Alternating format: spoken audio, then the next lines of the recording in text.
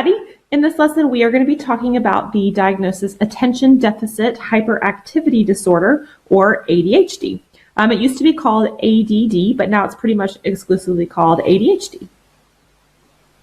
ADHD is a developmental disorder that usually presents with degrees of the following. So they usually have inattention, impulsiveness, and hyperactivity. Now, hyperactivity is not always present for a diagnosis, but we'll talk a little bit more about that in just a second. So diagnosis can actually be pretty difficult, and this is because it has to be assessed very thoroughly, and they have to be assessed in a variety of settings by a variety of professionals. And this is just to make sure that we're getting consistency and that the diagnosis is accurate. Now, diagnostic criteria is outlined in something called the DSM-5. The DSM-5 is the Diagnostic and Statistical Manual of Mental Disorders.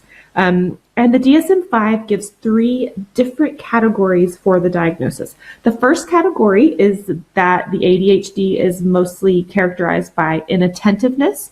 The second category is that the ADHD is mostly categorized by hyperactivity and impulsiveness. And then the third category is that it's a combined, so they have all 3 of these that we just mentioned. So one really, really important thing to know is that all kids all around the world are going to experience elements and degrees of inattention and impulsivity and hyperactivity in their life.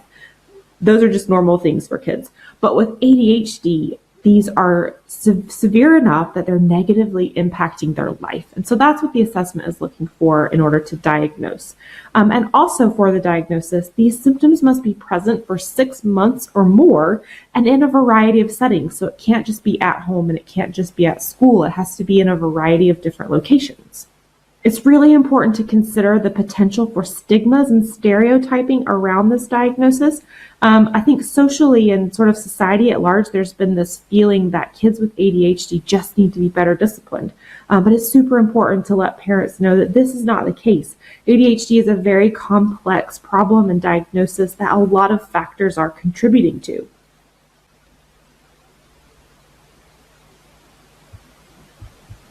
So within the DSM-5 for our diagnosis, there is a really long list of a lot of different symptoms that you would be looking for these patients. But essentially, you've got the category of inattention and then also the category of impulsivity and hyperactivity.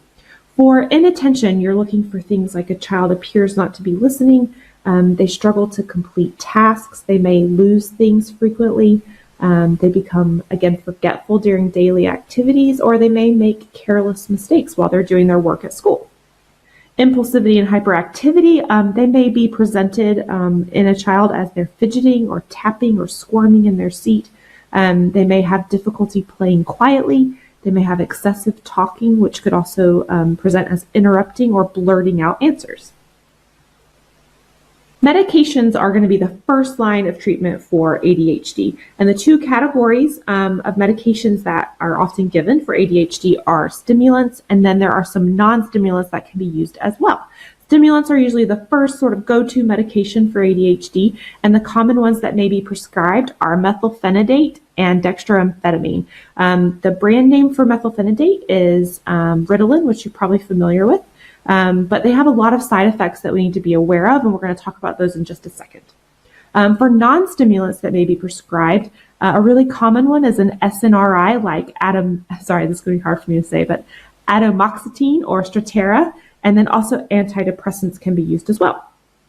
Behavioral therapy can be beneficial for these kids as well, and the parents also, because it can help break the negative feedback cycle that these children often find themselves in. They find that they just have this sense they're constantly in trouble, and that just adds to their challenges. And so the idea is to teach parents and educators how to communicate positively and use positive reinforcement, and then just implement that within good structure and discipline. The majority of our nursing care for these kids is going to be focused on coordinating care, and then also school nurses are going to be really involved in medications and helping those kids manage in the school environment. And so one thing that we can do is really make sure that parents and caregivers are aware of side effects that they need to be monitoring for. So let's just go to the next slide and talk about that for a second. Compliance is a huge part of our patient education for kids who have ADHD. If you think about a child having to take multiple doses of medication throughout the day while they're at school, all those things complicate it and make it more difficult and less likely that the child will do it. So one of the best ways that we can help increase compliance is to prescribe long-acting stimulants. And so they are able to take one medication a day rather than multiple times throughout the day. And that's just really going to help with compliance.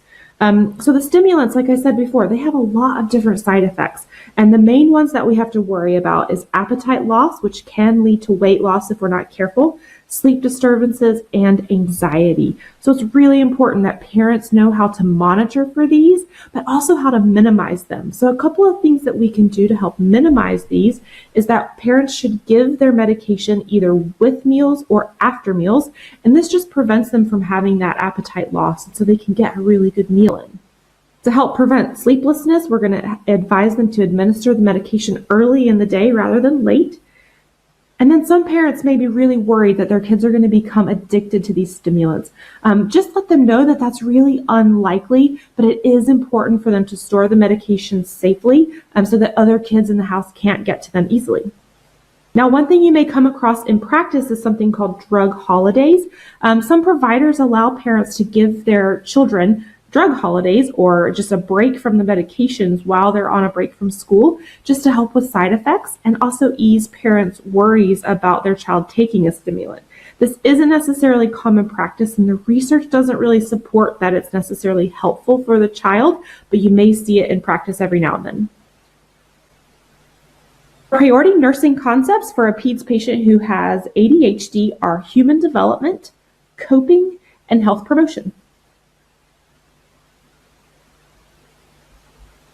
Okay, so let's recap your major learning points for this lesson. So ADHD is a developmental disorder that usually affects behavior, and it presents either as just inattention or just impulsiveness and hyperactivity, or a combination of the two.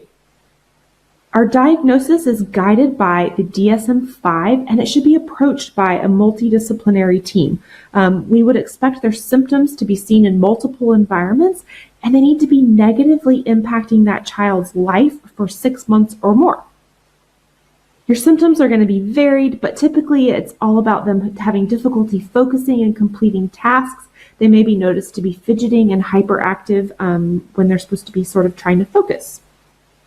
Treatment is going to be a combination of medications like stimulants and behavioral therapy. Now, the most commonly prescribed stimulant medication is methylphenidate, and some of the side effects that parents need to be aware of are decreased appetite, sleep disturbances, and anxiety. So from a nursing point of view, we want to teach them how to give the medications properly, but when we see these patients, we also need to do things like check their weight, make sure they're not losing weight over the time that they're on the medication, and then really ask questions about their sleep and how they're coping. The behavioral therapy primarily focuses on breaking those negative cycles that kids may feel, and they help with positive parenting and just encouraging structure and discipline. All right, that's it for our lesson on attention deficit hyperactivity disorder. Make sure you check out all the resources that we have attached to this lesson. Now go out and be your very best self today, and happy nursing.